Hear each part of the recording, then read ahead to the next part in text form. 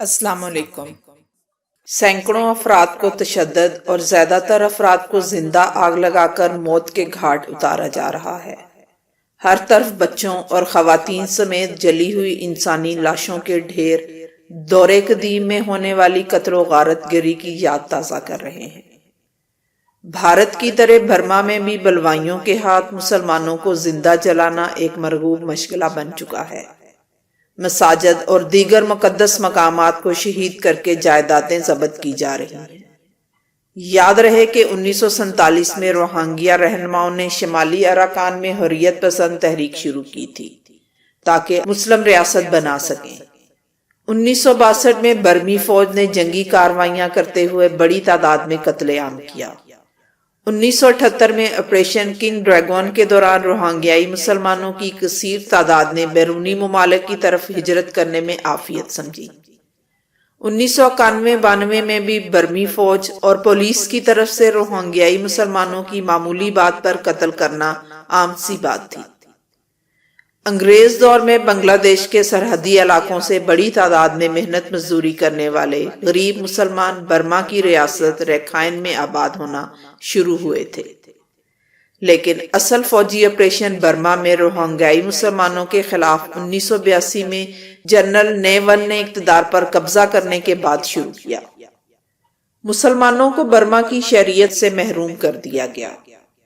برمی حکومت نے 1982 کے سٹیزن شپ قانون کے تحت روہنگیائی نسل کے 8 لاکھ افراد اور برما میں موجود دیگر 10 لاکھ چینی و بنگالی مسلمانوں کو شہری ماننے سے انکار کیا تھا، لہٰذا ان مسلمانوں کو اپنے علاقوں سے باہر جانے کی اجازت بھی نہ تھی۔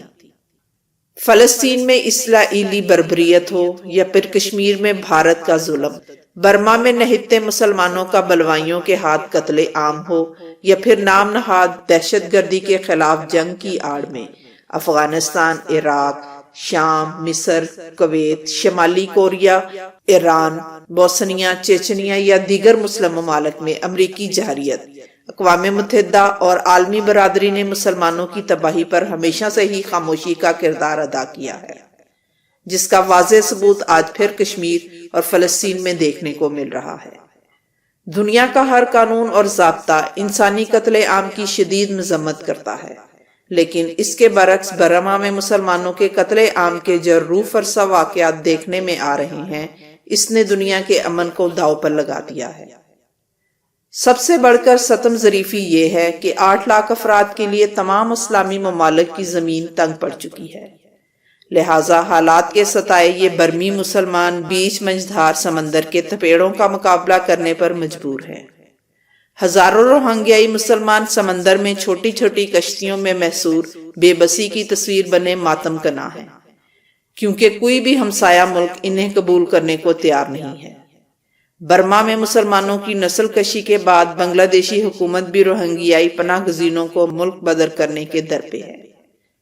اس میں کوئی شک و شبے کی گنجائش نہیں ہے کہ بنگلہ دیش کے سرحدی علاقے میں اس وقت ہزاروں روہنگیائی پناہ گزین کی شہریت کا تنازع دن بدن گمبھیر صورتحال اختیار کرتا جا رہا ہے، اور گزشتہ 4-5 اشروں سے قائم فوجی آمریت نے اس بحران کو اب مزید سنگین تر کر دیا ہے۔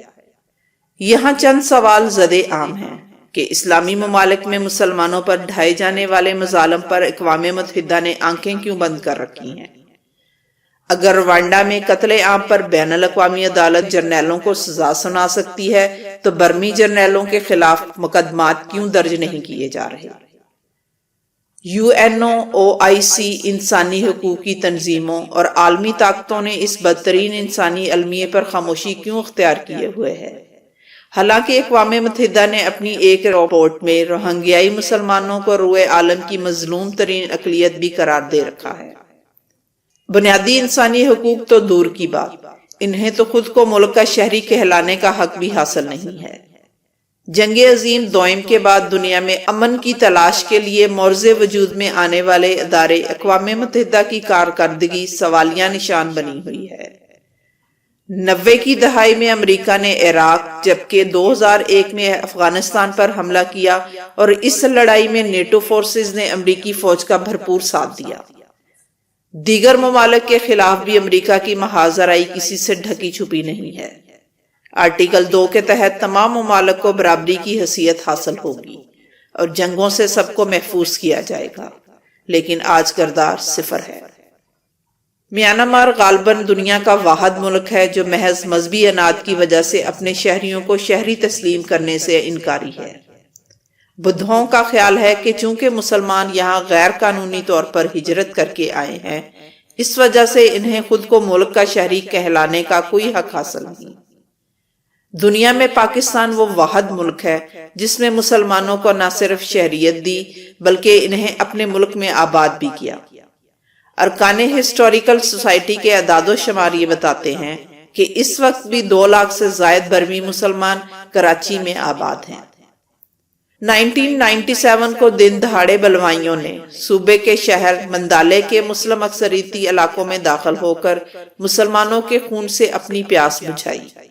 گھروں، مسجدوں، دکانوں میں لوٹ مار کر کے مسلمانوں کو ہجرت پر مجبور کر دیا گیا۔ بعد ازاں 11 مساجد شہید، 400 سے زائد گھر نذر آتش اور کم و بیش 200 مسلمانوں کو موت کے گھاٹ اتار دیا گیا۔ مسلمانوں کو باغی قرار دے کر ان کے خلاف 1962 میں جو آپریشن شروع کیا گیا، اس میں کم و بیش 1 لاکھ سے زائد مسلمان شہید اور ایک اندازے کے مطابق 20 لاکھ مسلمان مختلف ممالک کی طرف ہجرت کر چکے ہیں۔ برما میں مسلمانوں کی نسل کشی پچھلے 72 سال سے جاری ہے، مگر UNO تماشائی بنا رہا۔ شام اجڑ گیا مگر اس کی غیرت نہ جاگی۔ بوسنیا میں لاکھوں افراد کا اجتماعی قتل عام کر کے انسانوں کو زندہ اس لیے گاڑ دیا گیا کہ وہ مسلمان تھے۔ 1527 عیسوی میں بننے والی بابری مسجد کو 6 دسمبر 1992 میں منہدم کر کے گجرات میں 8000 مسلمانوں کو بے دردی کے ساتھ موت کے گھاٹ اتار دیا گیا تھا۔ عراق میں امریکی دہشت گرد فوج کے ہاتھوں مرنے والوں کی تعداد 10 لاکھ سے زائد ہے۔ فلسطین میں اسرائیلی دہشت گرد فوج نے 5 لاکھ کے لگ بھگ مسلمانوں کا قتل عام کیا۔ یہ سلسلہ بدستور جاری ہے۔ افغانستان میں امریکی اور روسی دہشت گردوں کے ہاتھوں مرنے والے مسلمانوں کی تعداد تقریباً 2 لاکھ ہے۔